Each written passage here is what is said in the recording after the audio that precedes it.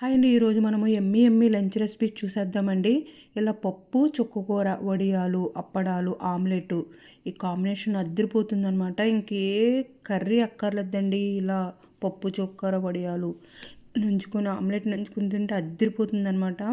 Next బంగాళదుంప curry కూడా చేశానండి. బంగాళదుంప కూర కూడా అద్దిరిపోయింది.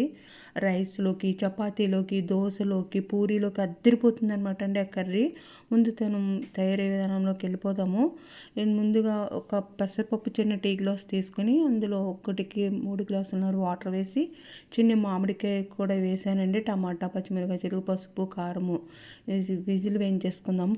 నేతితో పోపు వేసుకుంటే మనం ఎంతో టేస్టీ పప్పు చుక్కకూర రెడీ అయిపోతుంది. అద్దిరిపోతుందండి. చుక్కకూర పులుపు, మామిడికాయ పులుపు, చుక్కకూర పులుపు అద్దిరిపోయింది అనమాట. సూపర్. ఇంకా బంగాళదుంప కర్రీ అయితే బాయిల్ చేసేసుకున్నాను. Potatoes 2 whistles వేయించేసాను.